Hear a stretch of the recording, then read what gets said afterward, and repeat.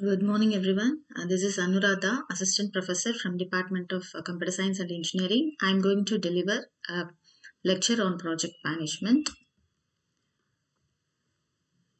Any software project involves plenty of people, hardware and software resources, and money involved in it.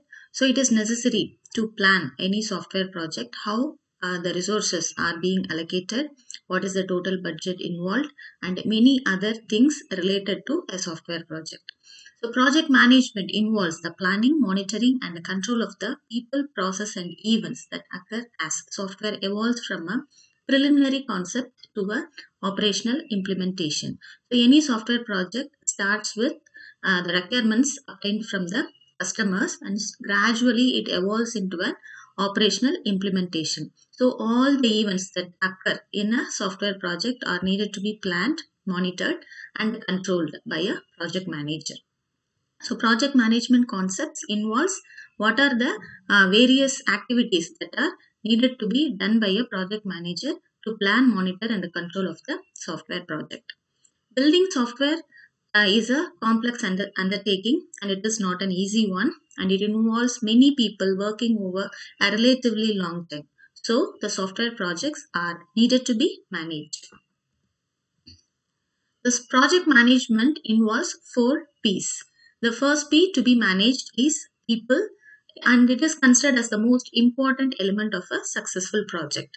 So, people here refers to the customers who are involved in making the requirements, and the people involved in developing and testing the software and conducting all other software engineering activities, and the process, the set of framework activities and software engineering tasks to get the job done.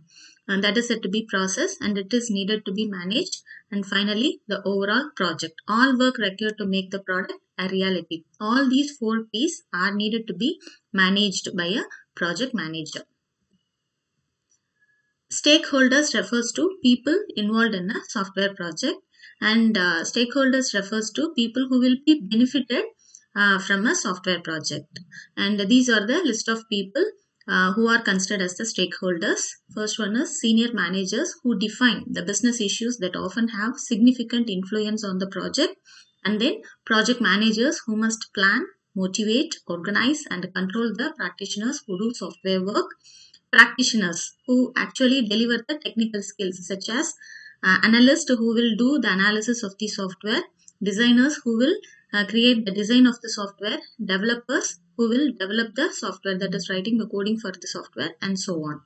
Customers who specify the requirements for the software to be engineered, and other stakeholders who have a peripheral interest in the outcome. That refers to people from the client side. End users who interact with the software once it is released for production use. These people are considered as the stakeholders who will be benefited from a software project. So what are the key traits of an effective project manager? So they are listed here. Problem solving. Any software engineer who needs to be an effective project manager should be capable of an effective problem solving. And then he should have a managerial identity. And then he should be able to appreciate the achievement made by the people working under him. Whenever something has been achieved by a person who is working under him, by a team member, and it should be appropriately appreciated by the project manager. Proper incentives have to be given to them so that they will feel encouraged, and they will give more effort in a less period of time, which leads to an effective implementation of the software.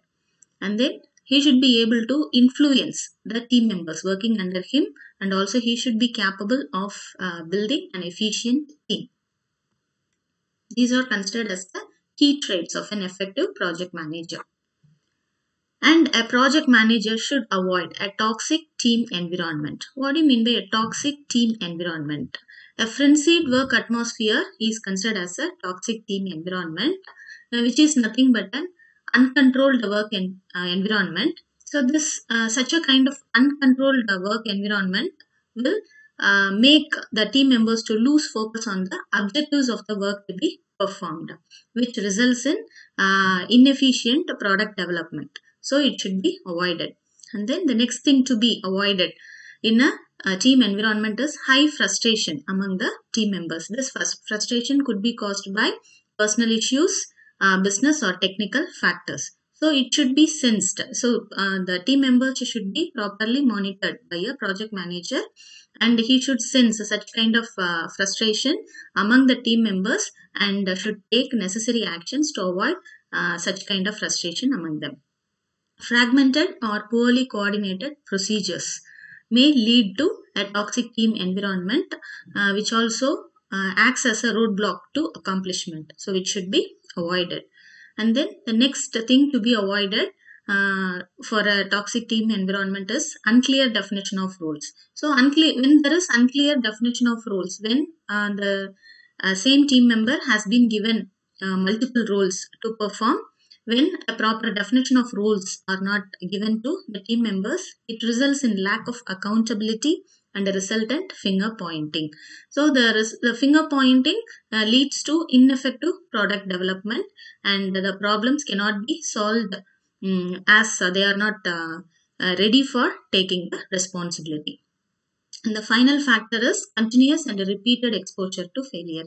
When the team members are exposed to continuous and repeated exposure to failure, that may leads to a lack of confidence, so which results in less effort and also ineffective uh, product development.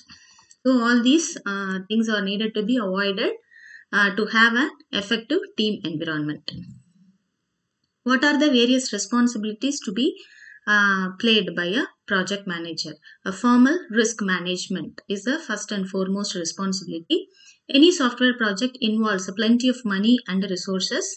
Also it is associated with risk, right? So risk is nothing but a potential problem that may occur or may not occur, but they are needed to be identified as a part of project management, and what are the some necessary actions are needed to be planned when these problems occur, right? So when these problems occur, they are needed to be handled and controlled.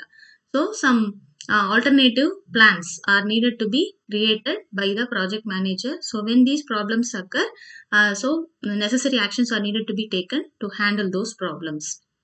Also, necessary actions are needed to be taken to avoid such kind of risk to happen in the project.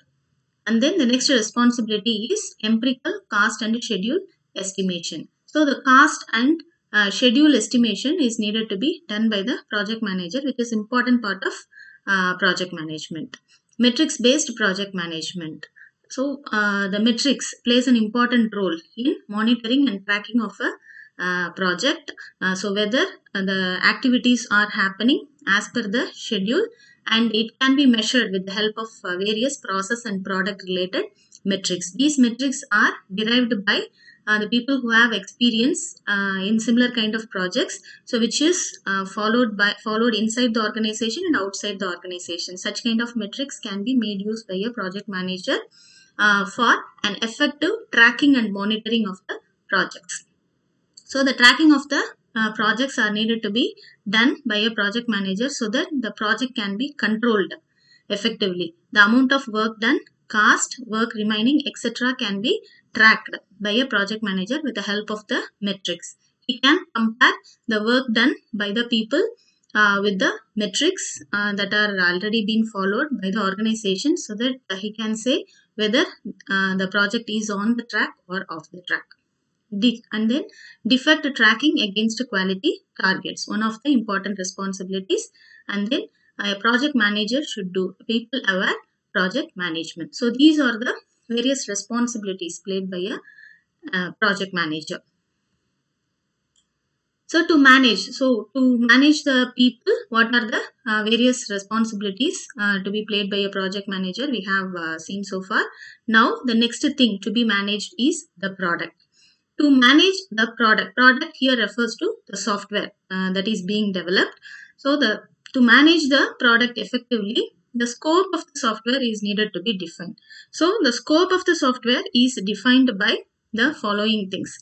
Context. So the context of the software product is needed to be identified, It is nothing but the environment where the software is going to be installed and executed, and that environment will be containing other elements such as hardware resources, software resources, and end users who will be interacting with the software. That defines the context of the software. And then information objectives. It is also one of the factor using which you can define the scope of the software. Information objectives here refers to input and output domain of the software.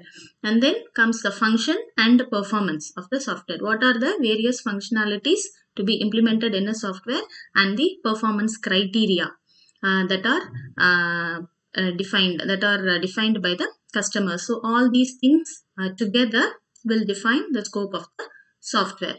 So to manage the product better, the software scope is needed to be defined by a project manager appropriately. To manage the product, a problem decomposition is needed to be done. Problem decomposition is nothing but partitioning or problem elaboration.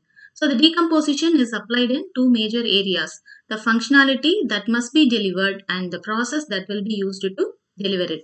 So the functionality that must be delivered can be divided up into smaller functionalities, and another kind of decomposition is decomposing the process that will be used to deliver it. The process here refers to the software engineering activities or the framework tasks that are needed to be applied to develop the software. So the first one is said to be problem decomposition, and the second one is said to be process decomposition. So basically a divide and conquer strategy is applied so that we can divide the problem or the process, and then we can acquire the implementation of the software easily.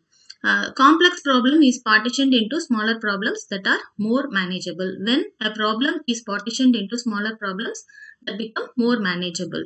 So that is what is said to be divide and conquer strategy, and this is applied in making an appropriate scheduling. And the next thing to be managed by a project manager is the process. So select the process model is the first and foremost thing that is needed to be done by a project manager when it comes to the process. An appropriate process model is needed to be selected, which is suitable for the type of product we are going to create. So some example paradigms for the process model are linear sequential model, prototyping model, rapid application development model, incremental model, and a spiral model. So linear sequential model is one of the earliest process model, so which is easy to implement, easy to learn, but it has its own disadvantages. And we have other models such as prototyping model, and this model will be applied when the customers are not very sure about their requirements. So when the requirements are not properly defined by the customers, the prototyping model can be chosen by the software team to extract the exact requirements from the customers. The customers will have a feel of the software before it is actually developed, so that they can well define their requirements. And then we have other models such as rapid application development model, incremental model, and the spiral model. So according to the nature of the product and also according to the nature of the customers, any one of these paradigms can be used. An appropriate process model is needed to be selected by the project manager to manage the process better. The project manager must decide which process model is most appropriate for the customers who have requested the product and people who will do the work. And then the characteristics of the product and the project environment in which the software team works. So the first point deals with the customers. So the nature of the customers plays an important role in deciding which process model is needed to be chosen. And then the next thing is characteristics of the product. Right, so the nature of the product we are going to develop. So that also plays an important role in deciding which process model is going to be selected. And then comes the project environment. So the project environment involves the tools and the facilities that are available with the organization to develop the software. So depending upon the type of tools we have, facilities we have, the number of team members, so all these things will also influence the type of process model that is being chosen for developing the software. When a process model has been selected, the team then defines a preliminary project plan based on the set of common process framework activities. Any software engineering, the applying the software engineering and developing the software involves a set of common process framework activities, such as starting from analysis of the software, followed by making a design of the software, and then based on the design, construction of the software will happen, which is followed by testing in and out of the software, and then finally deployment of the software to the customers, which is followed by a maintenance of the software. Whenever some changes are needed to be done to the software or errors are identified by the customers, they are needed to be fixed. During the lifetime of the software, the various activities of software engineering are applied. So, when a process model has been selected, so the team will define the set of common process framework activities. Once the preliminary plan is established, the process decomposition begins. So, the preliminary plan for developing the software has been developed, and then comes the process decomposition. So, the set of process framework activities to be applied on the software can be further decomposed into smaller task, so that we can make appropriate estimation over how much effort will be needed for applying each and every task over developing the software. That is, a complete plan reflecting the work task required to populate the framework activities must be created to manage the process effectively by a project manager. So now we have seen how to manage the product and how the process can be managed. And now the next step is melding the product and the process. So the project planning begins with the melding of the product and the process. Each function to be engineered by the software team must pass through the set of framework activities that have been defined for a software organization. So the example set of framework activities: customer communication, planning, risk analysis, engineering, construction and release, and followed by customer evaluation. So these are some example set of framework activities, and all these framework activities are needed to be melded with the product. So product here refers to the set of functionalities needed to be implemented to the software. So now the next step in project management is to meld the product and the process. So this is how melding the product and the process will happen. So what are the various functionalities to be implemented to the software? The product functions will be listed, and also in the columns we have customer communication, planning, risk analysis, engineering, and so on. They are identified as the framework activities. So all these framework activities are needed to be applied to implement each and every function to be implemented to the product.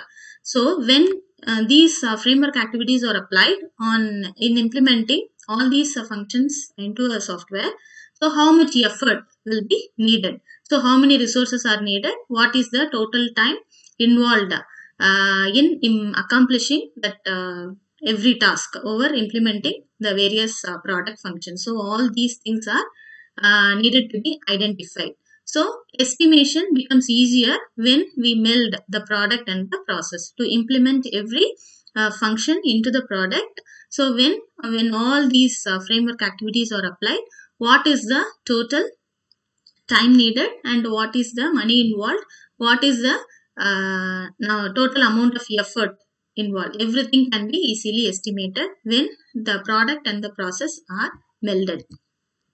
And then how the project can be effectively managed. So in order to manage a successful software project, so a project manager must understand what can go wrong, right, in a project. So when these things are well understood by a project manager, he can manage a successful software project. He can become a successful project manager. So some things are listed here, like software people don't understand their customers' needs. So software people sometimes miss thinking from the customer's perspectives. So that is needed to be avoided. The product scope is poorly defined. So the product scope deals with the context of where the software is going to be executed, the information domain, and function and the performance. So all these things will define a product scope, and it should be properly defined.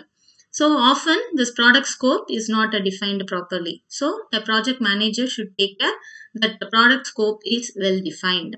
And then changes are managed poorly. So the way when the various work products are generated, so each and every version of the work products will be stored in a repository. So there is a software configuration management going throughout the software development, and whenever some changes are done for these work products, the work products here refers to the various documents and the products created during a software development. So requirements, software requirement specification is referred to a work product. So the design documentation is referred to a work product, and so on. So these whenever some changes are needed to be done to the software, and properly they should be recorded. So every version of the work products are needed to be stored appropriately so that they can be managed properly. So chosen technology changes. Sometimes depending upon the changes to be needed to the software, the technology we have chosen to build the software also changes. So that should also be managed. So business needs change. So when the software is developed to take care of the business needs of a customer, so when the business needs changes, so the changes are needed to be done to the software also. So so because of that also, so there will be some difficulties in developing the software. So these are some challenges faced by a project manager to take care. So deadlines are unrealistic. Sometimes the deadlines the software team is given for delivering the work products becomes unrealistic, and that should be taken care of. Users are resistant. Sometimes the users are resistant to learn how to use the software, and how to define the requirements appropriately, and so on. The project team lacks people with appropriate skills.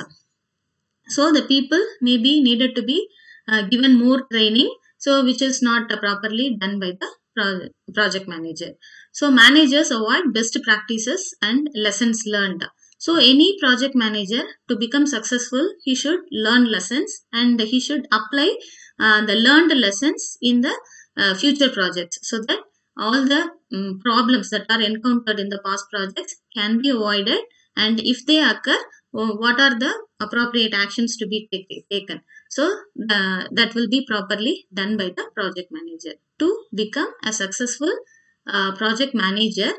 So what are the various things that should be avoided, or various things that are needed to be taken care of, are listed in this. So project planning. Project planning is important part of project management. It involves estimation. So estimation involves estimating how much money, how much effort, how many resources, and how much time it will take to build a specific software based system or product. So estimation begins with a description of the scope of the product. Until the scope is bounded, it's not possible to develop a meaningful estimate. So the first step in making a proper project planning is to define the scope. So once the scope is properly defined, a meaningful estimate of the software can be developed. The problem is then decomposed into a set of smaller problems, and each of these is estimated using historical data and experience as guides. Right? So appropriate estimation can be done only if the project manager is having a good experience and access to historical data. Only then a good project plan can be generated. It is advisable to generate your estimates using at least two different methods. There are certain set of methods available to make good estimates. So at least two different methods should be used to create the estimate. So as the estimates are done based on only approximations. So problem complexity and risk are considered before a final estimate is made. So the problem complexity of the problem we have taken for developing the software, and the risk involved in involving the various resources and money, that should also be considered before the final estimate is made. So the objectives of the project planning are the following. The main objective is to provide a framework that enables the manager to make reasonable estimates of resources, cost, and schedule. These estimates are made within a limited time frame at the beginning of a software project and should be updated regularly as the project progresses. So an initial estimate will be made in a framework, and when the software project goes on, it should be updated. So depending upon the outcomes we get when the project progresses. In addition, estimates should attempt to define best case and worst case scenarios so that project outcomes can be bounded. The planning objective is achieved through a process of information discovery that leads to reasonable estimates. So these are the first set of tasks to be accomplished in a project planning. So establish a project scope and determine the feasibility. So here the technical and economical feasibility of the software project is needed to be determined. And then analyze risk involved in developing such a software product using the facilities in the organization and the resources available. And then we have to define the required resources. Here the resources refers to human resources, reusable software resources, and environmental resources. Reusable software resources refers to the modules or components which are already been implemented and stored in the repository, which can be directly used in the development of the software. So when reusable software resources are used for developing your software, the amount of effort needed for developing the overall software product will become lesser, so that the product can be delivered in less amount of time effectively also. The next set of tasks to be accomplished for developing project planners listed here. Estimate cost and effort. So to make an effective estimate of cost and effort, we have to decompose the problem and then develop two or more estimates using size, function points, process task, or use cases. Any of these can be used to make estimates, and then reconcile the estimates. The next step is to develop a project schedule. So once appropriate estimates have been developed, so a project schedule is needed to be created. So under project schedule, these are the list of tasks to be done. Establish a meaningful task set. Define a task network. Task network will describe what is the order in which the various tasks are being done, has to be done in developing a software, and what is the interdependency we have between the various tasks, whether the task will be done in a sequential manner or the task can be done parallelly. So every such interdependency among the task will be defined using a task network. Use scheduling tools to develop a timeline chart and then define schedule tracking mechanisms. So all these tasks are needed to be done as part of project planning. And when it comes to estimation of resources, cost, and schedule for a software engineering effort requires experience. So to make a good estimate, you need experience and also access to good historical information, which are referred to metrics that are being used by the organization, and the courage to commit to quantitative predictions when qualitative information is all that exists. And then estimation carries inherent risk, and this risk leads to uncertainty. So a software project plan is based on project scope, estimates that are made, and estimation of the risk involved, and preparing a plan for controlling those risks, and then making an appropriate schedule, and then controlling the project based on the schedule that is being made. So all these things, a control strategy will also be developed. So all these things together will make up a software project plan. To better understand the scope, the following things are needed to be understood better. So, what are the various things to be understood in order to define the scope appropriately? Customer needs, the business context, project boundaries, customers' motivation, and likely paths for change. So, all these things are needed to be understood properly in order to efficiently define the scope of the software. So, software project estimation can be done in many ways, and these are the four methods by which you can make an appropriate software project estimation. First one is delaying estimation until late in the project, which is not a feasible one. So, second one is base estimates on similar projects that have already been completed. Use relatively simple decomposition techniques to generate project cost and effort estimates. And then final one is using empirical estimation models. So empirical estimation model here refers to successful models such as COCOMO model. So the third one is simple decomposition techniques, right? So decomposing your problem or the process into smaller problems and processes and making appropriate estimation, that is divide and conquer method. The second type is base estimates on similar projects that have already been completed. So the estimation can be based on similar projects so that are already been completed. So when your estimation is based on such similar projects, the project plan can be created appropriately. So these are the different methods by which we can make effective project estimation. So the decomposition techniques use a divide and conquer approach to software project estimation. Empirical estimation models can be used to offer a potentially valuable estimation approach in their own right. An empirical estimation model is based on empirically derived formulas. Empirically derived formulas are nothing but formulas that are derived based on experience, right? So it takes the form, these kind of empirically derived formulas takes the form D is equal to F of VA, where D is nothing but estimated values such as effort, cost, or project duration. Any one of these will be estimated.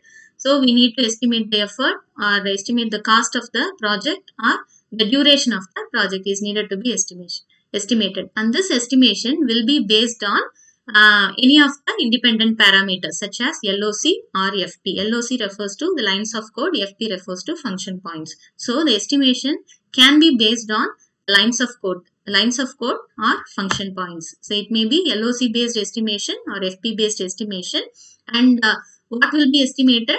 Effort, cost, or project duration. And then automated estimation tools implement one or more decomposition techniques or empirical models. So the decomposition techniques first involves software sizing. The size of the software is needed to be estimated, and this sizing can be done with the help of a fuzzy logic sizing or function point sizing. The size of the software may be estimated based on the functionalities. Function point is a metric that is calculated based on the total amount of functions to be implemented in a software, and based on the function points, the size of the software can be estimated, or the size of the software can be estimated based on the changes to be implemented to the software.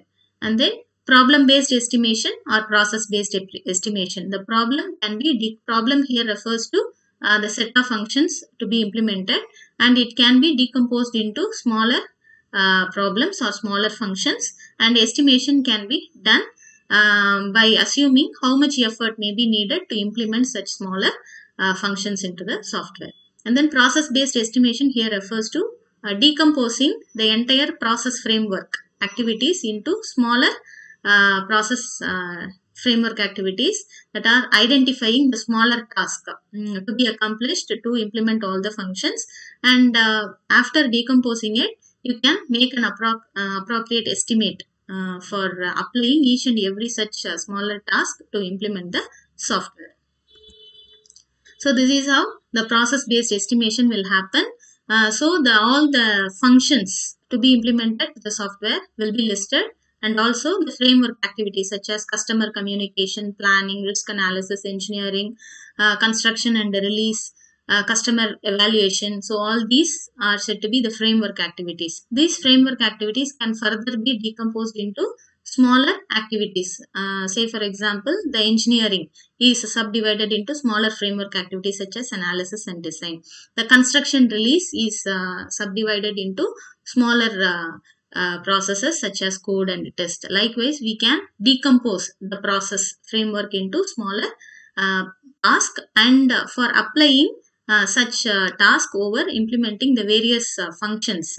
So that can be estimated how much effort needed, how much cost will be involved. So what will be the time needed for implementing the function by applying this various framework activities can easily be done when it is process based estimation, when we decompose the process into smaller processes. Empirical estimation models. Empirical model for computer software uses empirically derived formulas to predict effort as a function of LOC or FP.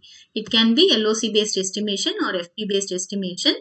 Empirical data that support most estimation models are derived from a limited sample of projects. So a limited sample of projects will be taken, and based on the limited sample, so the formulas will be derived, and these formulas will be exactly based on the experience, and the formulas derived by the different empirical formulas are different in nature because the sample of projects they have taken will also be different.